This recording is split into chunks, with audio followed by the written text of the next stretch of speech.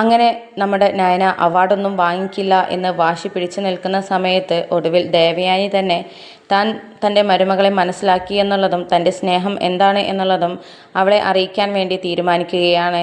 ഒടുവിൽ തൻ്റെ മരുമകളോട് തൻ്റെ സ്നേഹം എന്താണ് എന്നുള്ളത് തുറന്നു പറയുകയും താൻ ചെയ്തു പോയ കുറ്റങ്ങളെക്കുറിച്ചൊക്കെ കരഞ്ഞു പറഞ്ഞ് മാപ്പ് പറയുകയും ചെയ്യുന്നുണ്ട്.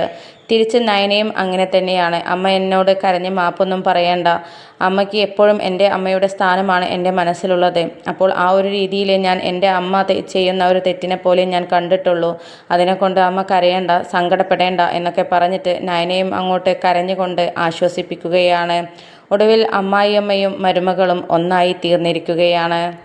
അങ്ങനെ ആ അവാർഡ് ദാന ഫംഗ്ഷനിൽ വെച്ചിട്ട് തൻ്റെ മരുമകളോടുള്ള സ്നേഹവും മരുമകളെക്കുറിച്ചും വാനോളം പുകഴ്ത്തി സംസാരിക്കുകയാണ് ദേവയാനി. അങ്ങനെ നയനയ്ക്ക് ഏറ്റവും ഇഷ്ടപ്പെട്ട ഡിസൈനായിട്ടുള്ള നവ്യേച്ചിയോട് നയന പറഞ്ഞിട്ടുള്ള ആ ഡിസൈൻ അതേപോലത്തെ മാല ദേവയാനി നയനയ്ക്ക് സമ്മാനമായിട്ട് നൽകുകയാണ്. ആ സമയത്ത് നയന ചിന്തിക്കുന്നുണ്ട്, അമ്മ ഇതൊക്കെ എങ്ങനെ അറിഞ്ഞു? എനിക്ക് ഇഷ്ടമാണ് എന്നുള്ളത് നവ്യേച്ചിയോട് മാത്രമേ പറഞ്ഞിരുന്നല്ലോ പക്ഷെ നവ്യേച്ചി അത് അമ്മയോട് എന്തായാലും പറയാൻ പോകുന്നില്ല. അപ്പോൾ അതൊക്കെ കണ്ടറിഞ്ഞ് അമ്മ എനിക്ക് എൻ്റെ മനസ്സിലാക്കി എനിക്ക് സമ്മാനമായി തന്നതാണ് എന്ന് സന്തോഷത്തോടു കൂടി ചിന്തിച്ച് നിൽക്കുകയാണ് നയന. അങ്ങനെ മാലയുടെ കാര്യം നയന ദേവയാനിയോട് ചോദിക്കുന്നുണ്ട്. ഞാനിത് ഈ മാലയെക്കുറിച്ചുള്ള ഈ ഡിസൈൻ ഇഷ്ടപ്പെട്ട കാര്യത്തെക്കുറിച്ച് ഞാൻ ആദർശേട്ടനോട് പോലും പറഞ്ഞില്ലായിരുന്നല്ലോ അമ്മേ, പിന്നെ അങ്ങനെ അമ്മ ഈ കാര്യം അറിഞ്ഞു എന്നൊക്കെ ചോദിക്കുന്ന സമയത്ത്, മോളെ നീ എന്നോടും പറഞ്ഞിട്ടില്ല, ആരോടും പറഞ്ഞിട്ടില്ല, പക്ഷെ നീ നിൻ്റെ ചേച്ചിയോട് സംസാരിക്കുന്നത് ഞാൻ കേട്ടിരുന്നു. അപ്പോഴേ എൻ്റെ മനസ്സിൽ ഞാൻ അത് കുറിച്ച് വെച്ചിരുന്നു. മോളുടെ ചെറിയ ചെറിയ ഇഷ്ടങ്ങൾ എങ്ങനെയെങ്കിലും എനിക്ക് സാധിച്ചു തരണമെന്നുള്ള ആഗ്രഹമുണ്ടായിരുന്നു. മോളെ ഞാൻ ഒരുപാട് ഉപദ്രവിച്ചതാണ്. അപ്പോൾ ഇനി അങ്ങോട്ട് മോൾക്ക് ഇഷ്ടപ്പെട്ട കാര്യങ്ങൾ എന്താണ് എന്നുള്ളത് നടത്തി തരാൻ വേണ്ടിയിട്ടുള്ള ഒരു ചിന്ത മാത്രമേ എനിക്കുള്ളൂ. ഇനി ഞാൻ നിനക്കായിട്ടാണ് ജീവിക്കുന്നത് മോളെ എന്നൊക്കെ പറഞ്ഞ് കരഞ്ഞുകൊണ്ട് കെട്ടിപ്പിടിക്കുകയാണ് നയനയെ ദേവയാനി. ആ സമയത്ത് നയന പറയുന്നുണ്ട്, അമ്മ എനിക്ക് സ്വർണത്തോട് വലിയ ആർത്തിയൊന്നുമില്ല, വലിയ ഇഷ്ടമൊന്നുമില്ല, പക്ഷേ എന്തോ ഈ ഡിസൈൻ കണ്ടപ്പോൾ എനിക്ക് വല്ലാത്ത ഇഷ്ടം തോന്നിപ്പോയി. കാരണം വലിയ ഓവറായിട്ടുള്ള ഡിസൈനൊന്നുമല്ല, സിമ്പിളായിട്ടുള്ള ഡിസൈനാണ്. ആ ഒരു ഇഷ്ടം ഞാൻ ഏച്ചിയോട് പറഞ്ഞെന്നേ ഉള്ളൂ എന്നൊക്കെ പറയുന്നുണ്ട്. എന്നിട്ട് ഏതായാലും ഇത് അമ്മയുടെ കയ്യിൽ നിന്ന് എനിക്ക് സമ്മാനിച്ചപ്പോൾ അതിന് ഇരട്ടി മധുരമാണ്. ഞാൻ ആഗ്രഹിച്ചതിനേക്കാളും സന്തോഷം എനിക്ക് ഇതിൽ നിന്നും അമ്മ എനിക്ക് തന്നപ്പോൾ ഉണ്ടായിട്ടുണ്ട് എന്നൊക്കെ തുറന്ന് പറയുകയാണ് നയന. അപ്പോൾ ദേവയാനി പറയുന്നുണ്ട്, ഇനി മോൾക്ക് സങ്കടപ്പെടേണ്ട ഒരു അവസരവും ഞാൻ അനുവദിക്കില്ല. ഇനി മോൾക്ക് സന്തോഷത്തിൻ്റെ നാളുകൾ മാത്രമായിരിക്കും. ഇതുവരെ മോൾ ഒരുപാട് ത്യാഗങ്ങൾ അനുഭവിച്ചു. ഇനി അങ്ങോട്ട് എന്തായാലും ഞാൻ മോൾക്ക് ഒരു സങ്കടവും ഒരു പ്രശ്നവും വരുത്താൻ ഞാൻ അനുവദിക്കില്ല. ഇനി ആദർശൻ എന്തെങ്കിലും പ്രശ്നം പറഞ്ഞു വന്നാലോ അല്ലെങ്കിൽ ആദർശൻ നിന്നെ വെടിഞ്ഞാലോ ഞാൻ നിന്നെ ഉപേക്ഷിക്കില്ല മോളെ, എന്നും താങ്ങായി നിനക്ക് ഞാൻ ഉണ്ടാകും മോളെ എന്നൊക്കെ പറയുകയാണ് ദേവയാനി. അങ്ങനെ ഇവിടെ നടന്ന കാര്യങ്ങളും അവിടെ ആ ഒരു അവാർഡ് ദാന ഫംഗ്ഷനിൽ എല്ലാം ലൈവായിട്ടായിരുന്നു കാര്യങ്ങൾ നടന്നുകൊണ്ടിരുന്നത്. ആ കാര്യങ്ങളൊക്കെ അനന്തപുരിയിൽ എല്ലാവരും അറിയുകയാണ്. ആകെ ഞെട്ടിത്തരിച്ച് നിൽക്കുകയാണ് നയനയുടെ എതിർഭാഗത്തുള്ള ആളുകൾ. പക്ഷേ മുത്തശ്ശിക്കും മുത്തശ്ശനും അനിക്കുമൊക്കെയാണെന്നുണ്ടെങ്കിൽ വളരെയധികം സന്തോഷത്തിൻ്റെ നിമിഷമാണത്. അവരെല്ലാവരും ആഗ്രഹിച്ച ആ ഒരു നിമിഷമാണ് ഇപ്പോൾ എത്തിയിരിക്കുന്നത്. അങ്ങനെ ഇതൊക്കെ കണ്ടിട്ട് സഹിക്കാനാവാതെ അവർ പരസ്പരം ഓരോന്ന് പറയുന്നുണ്ട്. എന്തൊക്കെയാണ് ഇവിടെ നടക്കുന്നത്?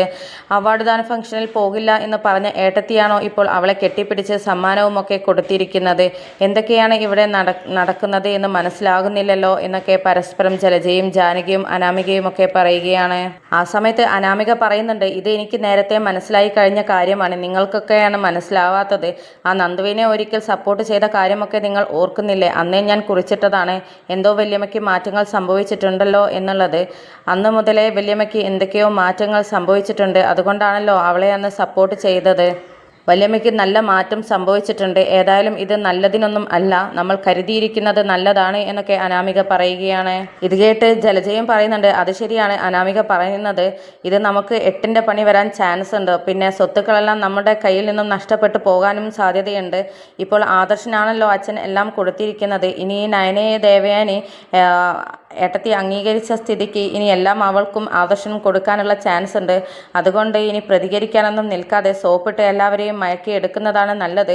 ഏട്ടത്തി അവളെ അംഗീകരിച്ചിട്ടുണ്ടെങ്കിൽ വല്ലാതെ പൊട്ടിത്തെറിക്കാനും ഒന്നും നമ്മൾ നിൽക്കണ്ട, അല്ലെങ്കിൽ കൈവിട്ടു പോകും എന്നുള്ള രീതിയിൽ ജലജ പറയുന്നുണ്ട്. ആ സമയത്ത് ജാനകി പറയുന്നുണ്ട്, പിന്നെ എങ്ങനെ പൊട്ടിത്തെറിക്കാതിരിക്കും? ഇതൊക്കെ കണ്ടിട്ട് മിണ്ടാതെ നിൽക്കുകയാണോ വേണ്ടത്? ഇതൊന്നും അംഗീകരിച്ച് കൊടുക്കാൻ പറ്റില്ല. പിന്നെ അവൾ ഈ വീട്ടിലൊക്കെ എന്തൊക്കെ ചെയ്ത് കൂട്ടിയത്, അവൾ എങ്ങനെയാണ് ഈ വീട്ടിലേക്ക് വലിഞ്ഞു കയറി വന്നത് എന്നുള്ളതൊക്കെ ഏട്ടത്തി മറന്നിരിക്കും. പക്ഷെ അതൊന്നും എനിക്ക് മറക്കാൻ കഴിയില്ല.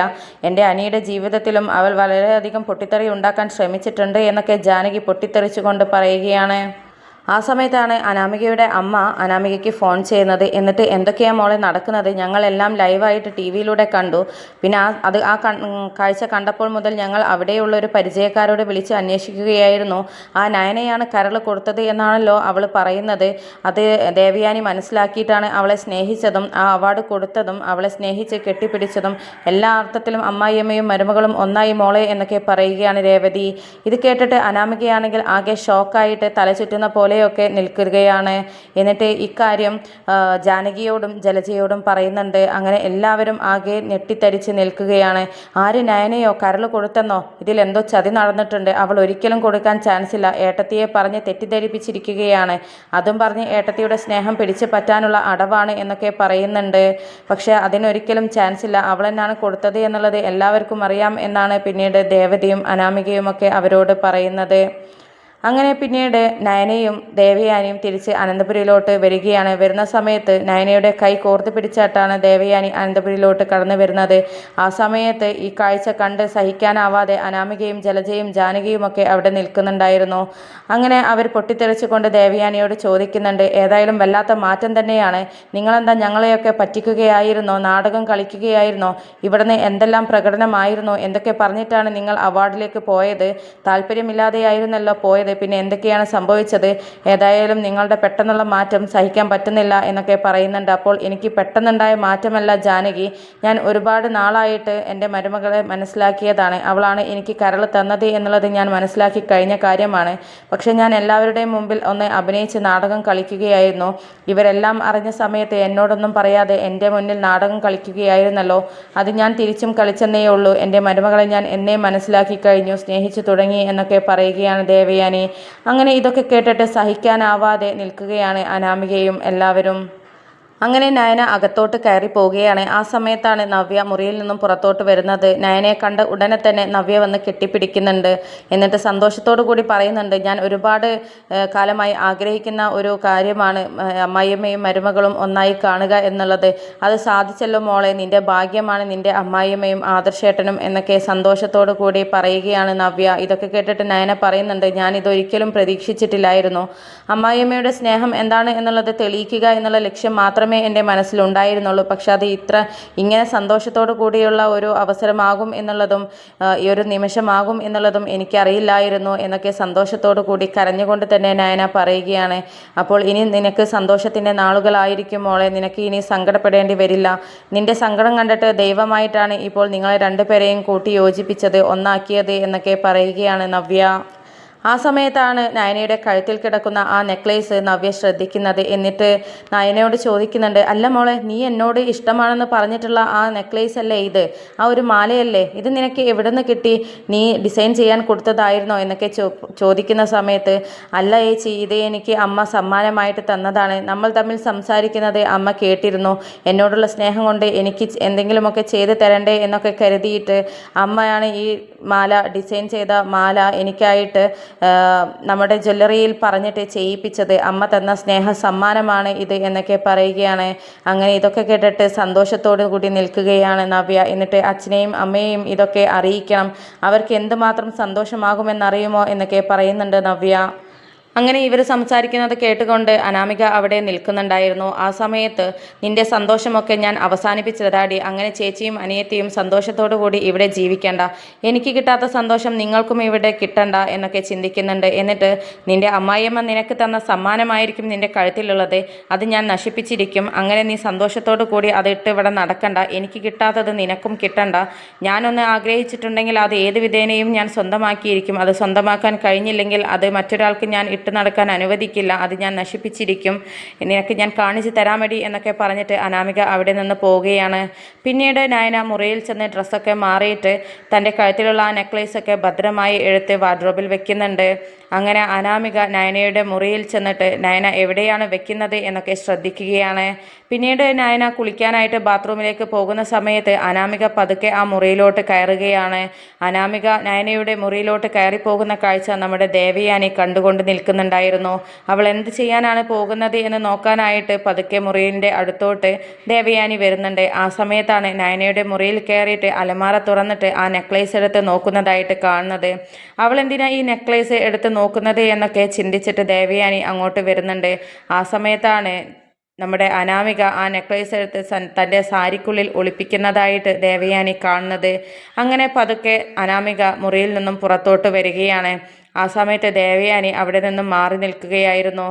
അങ്ങനെ ആ മാല അനാമിക പുറത്തിറങ്ങിയതിന് ശേഷം പതുക്കെ പൊട്ടിച്ച് എടുക്കാൻ വേണ്ടി ശ്രമിക്കുകയാണ്. ആ സമയത്താണ് ദേവയാനി അടുത്ത് വന്നിട്ട് അനാമികയുടെ കയ്യിൽ പിടിക്കുന്നത്. അങ്ങനെ ആ ഒരു സമയത്ത് പേടിച്ച് വിറച്ച് നിൽക്കുകയാണ് അനാമിക. എന്നിട്ട് നീ എന്താടി ചെയ്യുന്നത്? എൻ്റെ മരുമകൾക്ക് ഞാൻ സമ്മാനം കൊടുത്ത മാലയല്ലേ ഇതെന്തിനാ നീ എടുത്തത് എന്നൊക്കെ പറഞ്ഞിട്ട് ദേവയാനി അത് അനാമികയുടെ കയ്യിൽ നിന്നും തട്ടിപ്പറിച്ച് വാങ്ങിക്കുകയാണ്. നീ എന്താ ഇത് നശിപ്പിച്ച് കളയാൻ പോവുകയാണോ? നീ പൊട്ടിച്ചെടുക്കാൻ പോവുകയാണോ എന്നൊക്കെ ചോദിക്കുന്നുണ്ട്. ദേഷ്യത്തോടു കൂടിയാണ് ദേവയാനി ചോദിക്കുന്നത്.